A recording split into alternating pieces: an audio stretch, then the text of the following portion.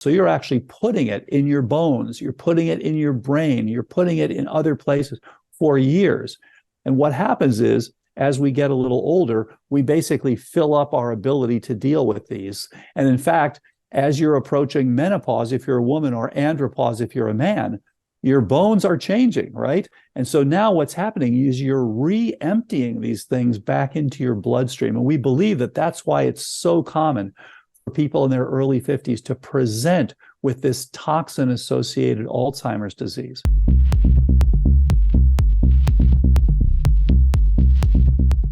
Just focusing on detox very, very quickly, because it's a term in the health and wellness industry that's almost got a bit of a bad reputation, because it's something that a lot of people use that phrase to try and sell something. What do you mean in this context when you say detox? Is that simply flushing out your brain of detritus and the other debris that accumulates? Is it the heavy metals? What does it kind of look like, and how do you do that? Such a good point. And, you know, what happened when we first started seeing people reverse their cognitive decline, the first paper I published back in 2014 on this, one of the 10 patients didn't improve. And I thought, what did we do wrong? What went wrong here? And so we started looking more, and then we started seeing there's a whole group of patients that were much harder to improve. And I thought, there's something, they look different often. They often present differently. They're often younger. These are people, the typical one is, early 50s. When I was training, we never saw people in their 50s with Alzheimer's. It was a disease of your 60s, 70s, 80s, 90s. Now we know it starts 20 years before the diagnosis. So it's really a disease of your 30s, 40s, 50s, and 60s that's getting diagnosed 20 years later. But we see a lot of them now, and this has been shown by the epidemiologists. There's an explosion of Alzheimer's presenting in people in their late 40s and early 50s. Really scary. And these people turn out, we ultimately determined most of these people had major toxic exposures. And they boil down to three different types, as I mentioned earlier. One is the inorganics, so air pollution, high levels of mercury, whether it's inorganic mercury from amalgams or whether it's organic from seafood, especially the big fish. You want to keep with the little fish, the short-lived ones that don't have a lot of mercury in them. And so things like, salmon and mackerel and anchovies and sardines and herring, so-called smash fish, not the big guys, the tuna, the shark, the things like that. And so those are the keys. But if you look at this, it's the inorganics, then the organics, toluene, benzene, glyphosate. These things are all critical. And looking to see what is your burden. What happens is, you deal with this in your body. You're excreting it, you're metabolizing it, you're storing it. So you're actually putting it in your bones, you're putting it in your brain, you're putting it in other places for years.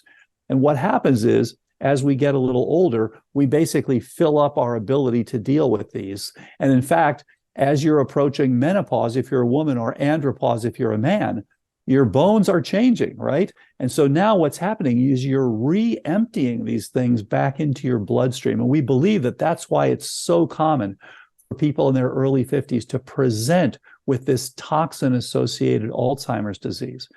And the biotoxins have been really tough and very common. And so it's typically 5 different mold species that make these.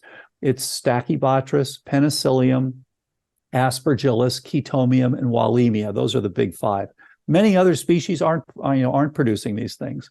Those are the bad ones. So you can measure these things in a urine test very simply. You can also measure, as Dr. Richie Shoemaker taught all of us years ago, you can measure the response the body has to these mycotoxins. And unfortunately, it's exactly the response that increases Alzheimer's disease. It is a chronic, innate immune system mostly response, which gives you this heightened, when you've got memory, you're basically saying, I've been exposed to this in the past, and therefore when I see it again, I'll have a hyper response. And that lives in your bone marrow, it lives in your endothelial cells, so lining your blood vessels, and it lives in your tissue macrophages, which for the brain are your microglia. Those are the 3 sites where your innate immune system memory lives. And so now what's going to happen is you're cranked up. And so when you get exposed to something, bam, you have an over response, which again just contributes to the decline. What we call Alzheimer's disease is really the brain's protective response to these repeated insults. And so, okay, we see a pathology, but let's find out what those insults are and let's deal with them.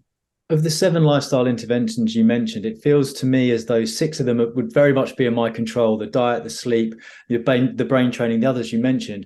When it comes to these toxins, what is the ideal strategy? Because obviously you want to prevent or minimize your exposure to them. Is that viable in the modern world? And then secondly, what can you do if you are concerned that you have been exposed? How do you detox? Yeah, great point. And so again, it boils down to these 3 things. Number 1, find out your exposure and reduce it. Number 2, do the basics to reduce it. For example, if you're going to go in for an operation, optimize your glutathione before you get the anesthetic. We hear this all the time.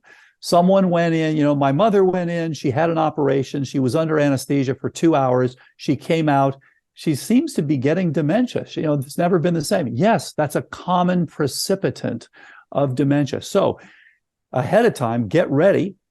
Talk to, and I put this in the books.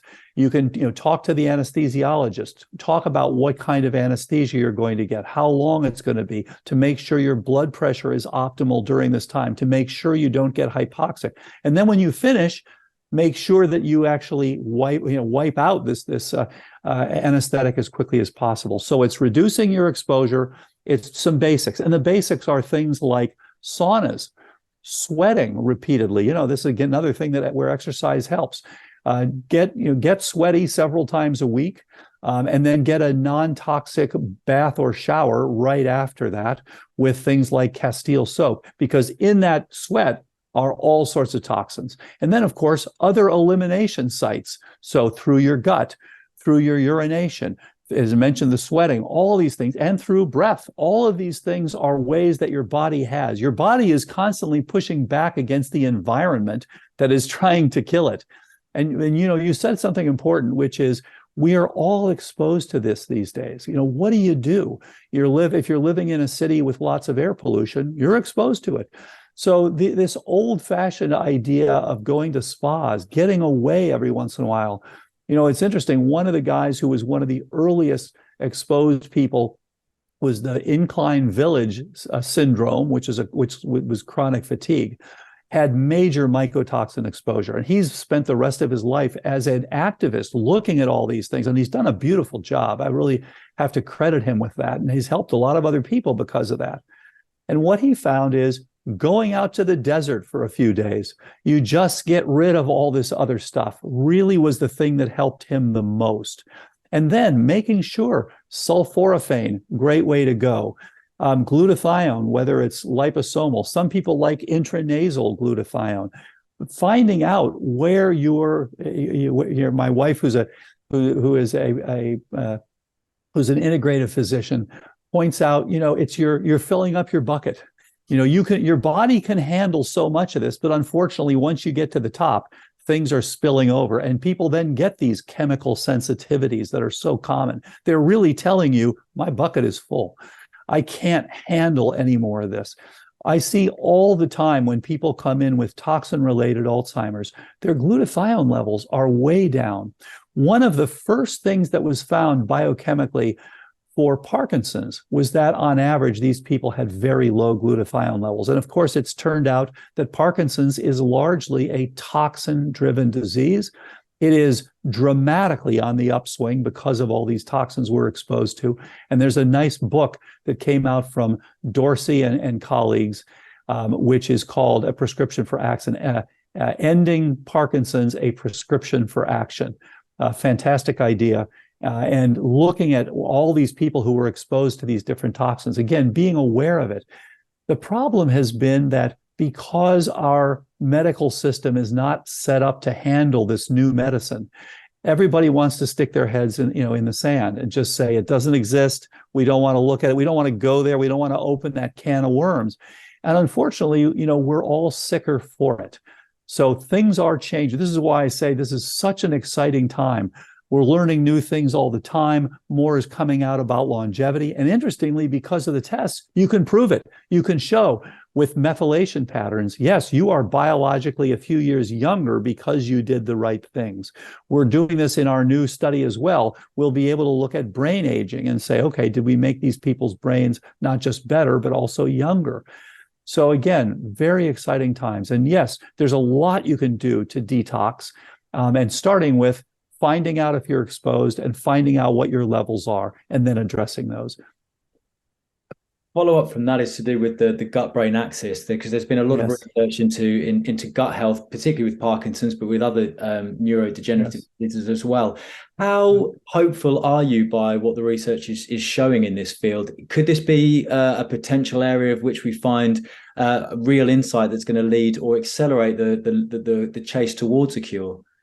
Absolutely. And it's been shown and actually I wrote a chapter for David Perlmutter's book on this a few years ago. It's been shown that the microbiomes on average are different in Alzheimer's patients than they are in non-Alzheimer's patients.